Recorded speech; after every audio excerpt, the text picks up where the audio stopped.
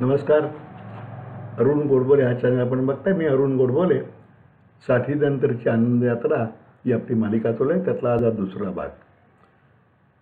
हा जो लेख आज मी वाचताय ना तो सो मंगला मुंजे या मुक्काम तेलारा जिल्हा अकोला इथल्या आहेत, विदर्भातल्या, आणि SSC पर्यंत शिक्षण झालं आहे. त्या जवळजवळ 86 वर्षाच्या आहेत. तिने या स्पर्धेत लेख पाठवला होता आणि त्या स्पर्धेत त्यांना पुरस्कारही मिळाला होता. मग काय 88 वर्षाचे आहेत. अजूनही माझा पत्रव्यवहार त्यांच्याशी असतो आणि तिचे उत्साही आणि ज्याला म्हणतो सघन असं त्यांचं व्यक्तिमत्व आहे. त्यांनी लिहिलेला लेख मी वाचतो या दुसऱ्या भागामध्ये. वृद्धपण असे आनंदी करावे. साधारणपणे प्रत्येकाला घरातल्या ज्येष्ठ व्यक्तीकडून दीर्घायुष्याचा आशीर्वाद मिळालेला असतो. तो स्वीकारताना आयुष्यात येणाऱ्या आव्हानांना बळ मिळाले समाधान असतं. पण त्याच दीर्घायुष्याचं टोक वृद्धत्वाला येऊन मिळतं. हे वृद्धत्व अटळ असं सत्य आहे.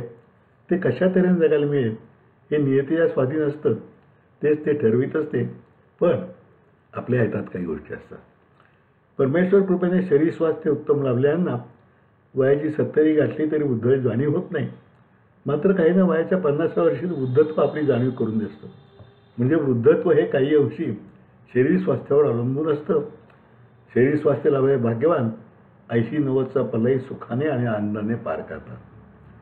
70-80 वर्षापूर्वीचं वृद्धांचं जीवन बरंचसं सुखासमाधानात गेल्याचं दिसतं. मात्र आता वृद्धत्व ही सामाजिक समस्या झाली आहे. तेव्हा असं नव्हतं. याचं कारण म्हणजे तेव्हा एकत्र कुटुंब पद्धतीमुळे वृद्धत्वाच्यामुळे विकलांग झालेल्यांनाही भक्कम साथ देणारी घरात जिव्हाळ्याची माणसं होती. आता विभक्त कुटुंब पद्धतीमुळे घरादारात माणसासोबत प्रेम जिव्हाळा यांचाही अभाव झाल्याचं दिसतं. त्यावेळी लग्न होऊन नवीन आलेली सुनी घरातल्या वृद्धाचं इतरांची मनं सांभाळण्याचे जोपासण्याचे संस्कार बाहेरूनच घेऊन आलेले असायचे. त्यामुळे जिव्हाळा उत्पन्न होऊन घरातील वातावरण समाधान व आनंदाचं असे. नंतर मुलामुलींची शिक्षण लग्नकार्य हे घरातल्या ज्येष्ठांच्या सल्ल्याने पार पडत असे. संसारातल्या संकटाचा सामना काही समस्या या सर्व जबाबदाऱ्या पार पाडत काळाची पानं भराभर कशी उलटत जातात हे कळतच नसे. लेकी जावयासह सुना मुलासह नातवंडाबरोबरच्या सहवातलं ते आनंदक्षण उपभोगत असताना हे वृद्धत्व हळूहळू कुरकुरत कसं स्वार होतं हेही कळायचं नाही. बारीक सारीक शारीरिक तक्रारी सुरू होत असतात. त्यांनी थोडं उरूप धारण करताच घरातील माणसे वृद्धत्व आल्याची जाणीव करून देतात. आणि काही दिवसात खरंच की हो ते आल्याचं जाणवतं. मग विसरण्याची सक्ती होते. मग रिकामपणी मन मात्र जास्त कामाला लागतं बरं का. नेहमी भेटायला येण्याची संख्या रोडावते. येणारे नुसते दिसतात. निद्रा देवी रुसून बसलेली असते. तिची आराधना किती करायची बरं. अशावेळी म्हणायचं सावल्यांचे तंबू नाही का पुन्हा कळल्याच उठून जात. तसंच असावं हे. आपली आपली म्हणून मानलेली माणसंही दुरावत जावीत का. पण मन मात्र अजूनही वृद्धत्वाकडे झुकायला तयार नसतं.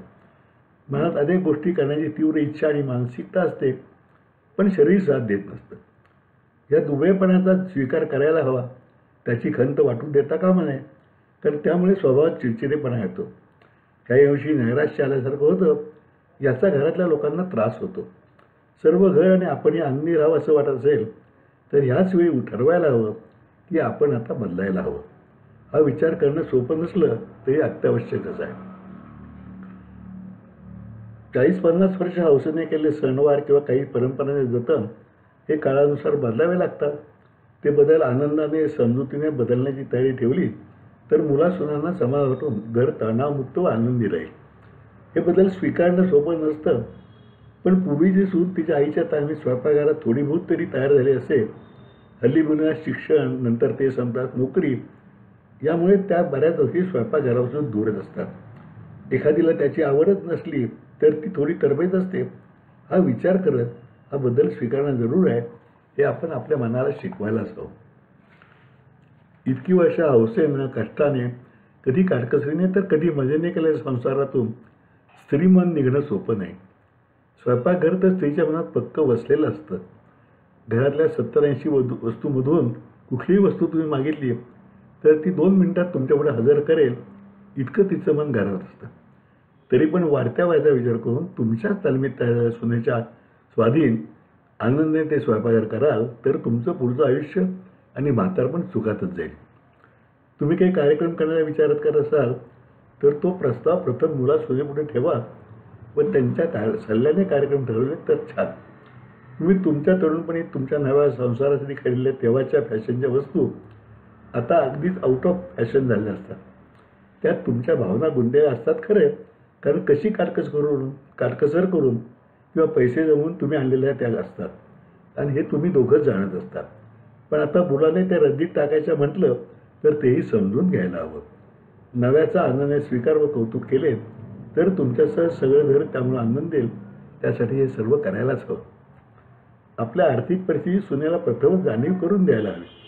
त्यामुळे आपलेपणा वाढतो. ती नोकरी करत असेल तर तिच्या पगाराची चौकशी करू नका, कारण तिच्या पैशापेक्षा तुम्हाला तिच्या प्रेमाची जिव्हाळ्याची जास्त गरज असते. काही आर्थिक व्यवहाराची त्यांना माहिती करून द्यायला हवी, कारण ह्या वयात स्फूर्तीही कमी झाली असते. त्यामुळे आपण फसवले जाण्याची शक्यता असते. मात्र पैसा स्वतःजवळच हवा.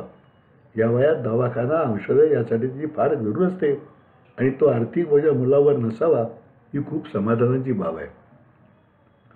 या वयात सहचाराची साथ मिळणं यासारखं भाग्य नाही.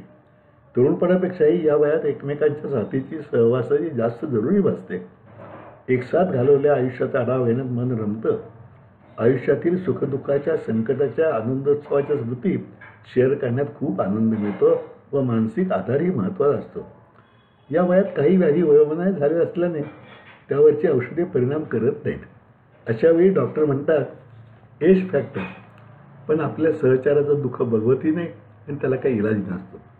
अशावेळी ही संवेदनेची कवेत नेणारी व्याकुळता मन ग्रासून टाकते. पण एकमेकांना धीर देऊनच ती सोसावी लागते आणि सोसायलाच हवी. तुमच्या आजोबा आजीजवळ तुम्ही कसे रमत होता हे तुमच्या नातवंडाकडे बघून तुम्हाला आठवेल. आता कालोखाप्रमाणे तुमचे नातू तुमच्या इतके जवळ येणार नाहीत. त्यांना अडीच 3 वर्षाचे होताच अभ्यासाची कवचकुंडलं घातली जातात. शाळा, ट्युशन, होमवर्क ह्या पसाऱ्यात ते तुमच्या वाट्याला येणं कठीण असतं. आजी आजोबांच्या गोष्टी त्यांच्याकडून लाड करून घेणं हे आता जवळजवळ विस्मरणात जात चाललेलं आहे. जिव्हाळ्यामुळे तुम्हाला त्यांचे लाड करायचे वाटतील, पण त्यामुळे कधी ते वाया जाऊ नयेत याची सुद्धा काळजी घ्यायला हवी ना. या वयात भूक मंदावते, तोंडाची चव गेली असते. कधीतरी काहीतरी चटकमटक खाण्याची इच्छा होते, पण मग पचनाचा सुद्धा त्रास होतो. तुम्ही संयमाने राहून ते खाणं टाळलं तर तुमचा आवडता पदार्थ केवळ सून मुलगाच मिळेल. खा हो, खूप दिवस आवडतो तुम्हाला, सारा थोडा त्रास तर आम्ही आहोत ना. आणि हे ऐकण्याचा आनंद अनुभवानेच करण्यासारखा आहे. तुमच्या सुनेकडे, मुलांच्याकडे त्यांचे मित्रमैत्रिणी येतात त्यावेळी ते आल्याची दखल घ्या, पण त्यांच्या गप्पामध्ये बसू नका बरं का. त्यांचे विषय अगदीच भिन्न असू शकतात. शिवाय आता म्हणजे त्यांचे मॅनर्स व एटिकेट्स तुम्हाला अवगतच असतील असे नाही, किंवा हेही पथ्य पाहायला पाहिजे. मला आश्चर्य वाटतं की या 88 वर्षाच्या बाई आहेत, इतकं समजूतदारपणे तिने हा लेख लिहिला आहे. तुमच्या स्वास्थ्यासाठी काही वेळा केअरटेकर ठेवण्याची गरज असू शकते. त्याच्याशीही प्रेमाने वागून सहकार्य केलं तर तोही प्रेमाने तुमचे करेल.